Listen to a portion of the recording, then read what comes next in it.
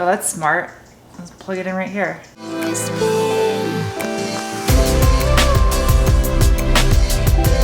Hi, welcome, good afternoon, good evening, good night, good morning, whatever time it is where you're watching. If you are new, I highly recommend watching this video up in that corner because it'll get you caught up on what we're doing today. If you're not caught up, this might not make any sense whatsoever. Okay? Now without further ado, let's get straight to work. That is like seriously depressing looking. Like, did you die? Are you lonely? You poor thing. I'm a grown-ass woman that talks to stuffed animals. This is real life. Sit there and watch. The engine lid has to come off again. I decided at the last second to beef up the wiring going to these two fans because I'm tying all three into the relay and controller. So I want to make sure it can handle the correct amount of amperage. That wire would technically do it, but I'm being a little overly cautious.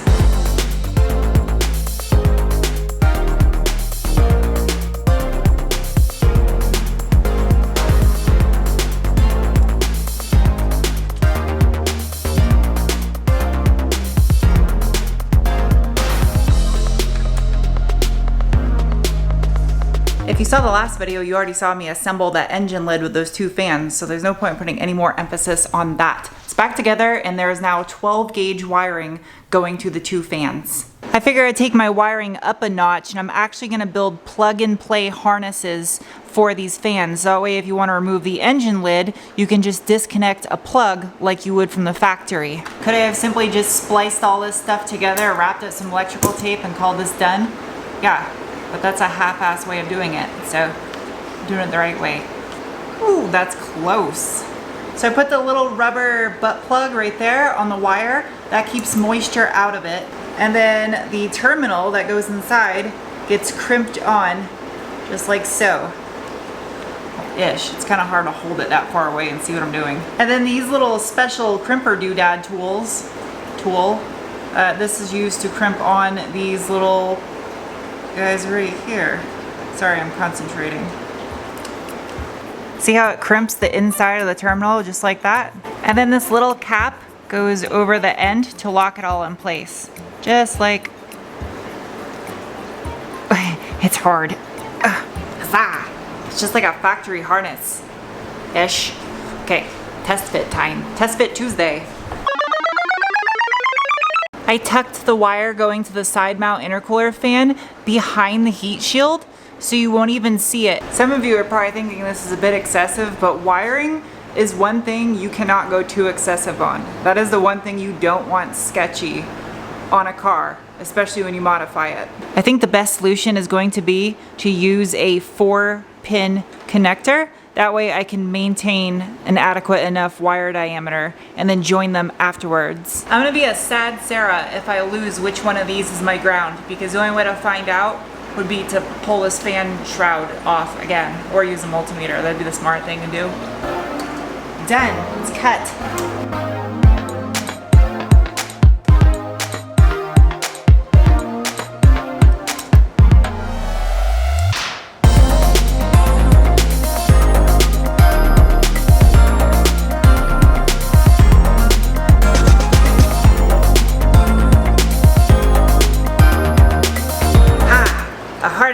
So now if you want to remove this engine lid, all you gotta do is disconnect the harness over there by the side mount intercooler fan.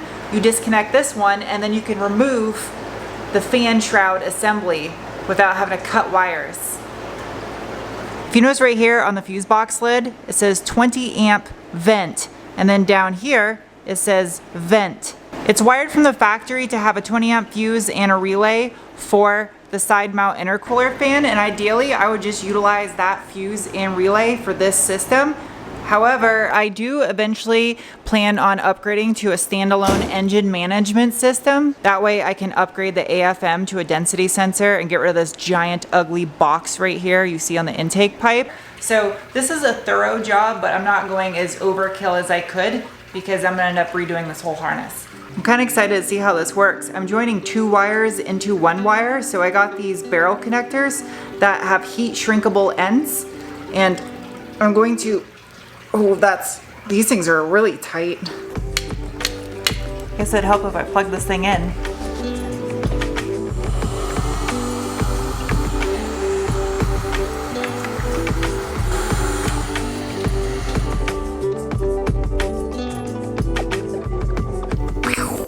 Fast forward 3 hours into the future, I didn't film any more B-roll of crimping and soldering and taping and wrapping wires up because you get the point, and it's wiring. That frog is totally photobombing me right now, isn't it? You have a real attitude problem, frog.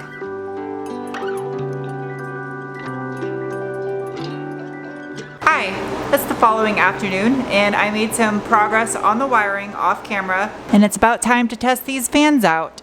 So, let me show you what I have. This guy right here is the fuse for the entire circuit, and I have the temperature probe right now just kind of wrapped and setting up over here. These last two wires right here are the ground, and this yellow one goes to a 12-volt source that has potential when the car is on. However, to do this initial test, I'm going to apply power to this little green wire. I'm attaching the ground for the circuit to the chassis / transmission ground cable.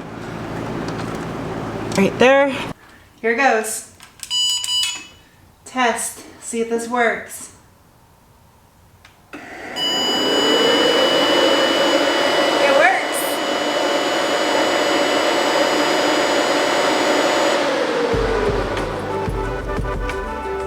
If you look right here on the wiring schematic, this ECU IG and vent fuse are right there in that rear fuse box that I'm working with. So I'm going to use this black with red wire because it gets potential when the ignition main relay is energized. Keep in mind that is not what is providing potential to these fans. It is simply just to allow the circuit to energize whenever the car is turned on. The fans get all their current draw from the rear battery lug that is in the rear fuse box. It's actually like the source for where the starter and stuff gets its power from. Right now that circuit has 0 volts. The car is off. Turn the key, and now the circuit has 12 volts, so this will work. And thanks to the magic of YouTube, you don't have to watch me put heat shrink and wrap up wires and crimp terminal lugs and stuff, because it's already done. So let's test out this temp probe and see if it works like it's supposed to.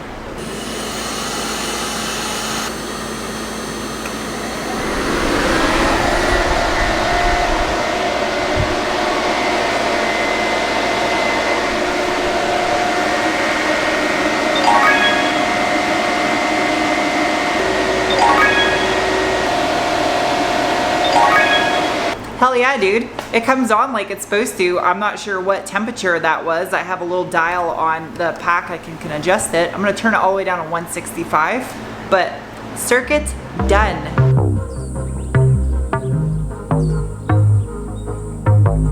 I have one more thing I want to install on the MR2 in this video, and it's a replica of a rare accessory that was offered from Toyota in Japan on the MR2. Almost. One more popper. There we go. I didn't even break one. Good. There we go. This is probably going to be the last video you're going to see on the MR2 for a little while because the cage is fabbed up enough in the Focus for me to start making content on it. So you're going to start seeing a lot of Focus content after this video. The only thing I really got left to do on this is make some final tweaks and adjustments to the boost controller. And also, I gotta take off those 2 coolant lines going in the intake manifold. I'm not gonna film it just because you guys probably don't really care to see that. If you guys really wanna see a detail video on the MR2, let me know in the comments section below. Other than that, there'll be a little bit of a break on content on this car for now. Come on. There you go. Gross. Ooh! Oh man, there's spider webs in here.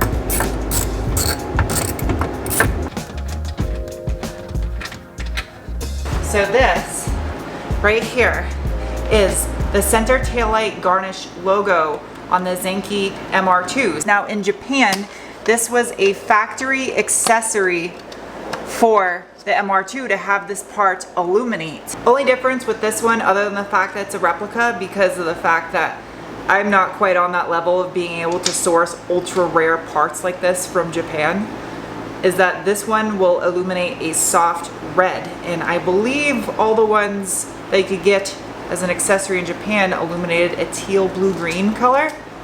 Somebody correct me if I'm wrong on that, but that's the only ones I've ever seen photos of.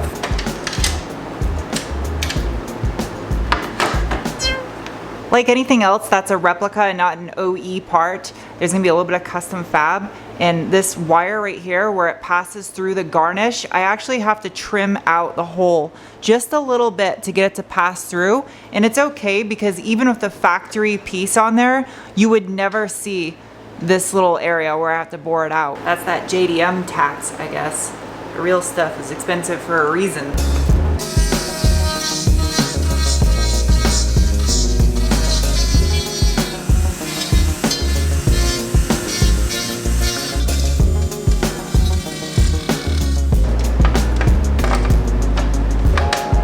Notched out, and you won't be able to see this at all, so don't worry, I didn't destroy this piece of plastic. There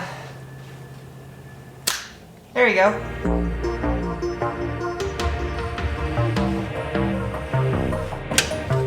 Come on, go in the hole. Oh, that's satisfying.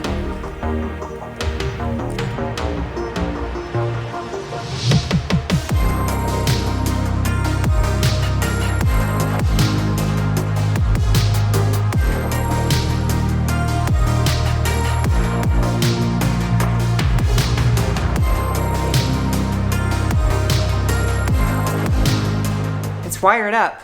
I have to say this though real quick. I'm not sure how I feel about that. I'm kind of on the fence about it. I am super picky when it comes to quality of stuff. So I'm not sure if I want to have the factory part on there or a replica of a super rare JDM part that you could probably never buy anymore. I don't know. I'll keep this either way. When I got the JDM Amber Zenki corner caps for the taillights of this car, it actually came with the entire taillight. And these are in better shape than mine, so I'm gonna polish them up real quick and stick them on the car.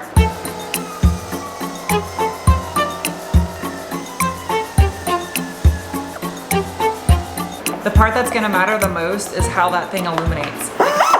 Holy crap, that scared the hell out of me. Like how that thing looks when it's on is what's gonna matter. I'm curious what all of you think though, so let me know in the comment section below. Do you think I should keep it? Do you like it? Don't say get the real JDM one because I can't find any of the real JDM ones. I've looked, so.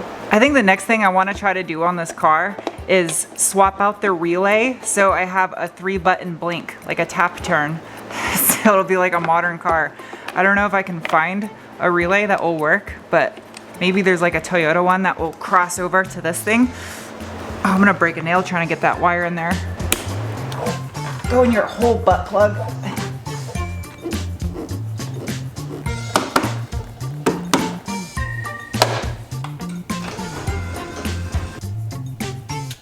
Here it goes. Oh yeah, that looks pretty decent. Not bad. Man, they nailed it with the illumination part. I mean, that's spot on. There's no dim spots. Here, let me turn the contrast way down. There. Check that out. I mean, that is like dead on. It's just like the right brightness. And I got it on MR2heaven.com. It's not sponsored. I bought it on there. So just so you guys know. And someone else manufactures them for those guys. The only thing I'm considering is maybe going over it with maybe a satin black, trim black, or plasti dip or something to give it the same finish as the surrounding plastic. Or do you think I should just leave it gloss black the way it is? I mean, it doesn't look bad gloss black. I just didn't know if it matched with the rest of the panel. I don't know. I'm happy with it now though. What time is it? It's almost 3 o'clock right now. I have to finish editing the rest of this video and get it online for you guys to watch probably maybe like an hour from now. I don't know why I'm saying this, but I'm just letting you know I've been editing it on the go. And next video for sure is coming on focus content because it's ready for me to start working on it. So I hope you guys enjoyed this video and I'll see you soon with another. Bye.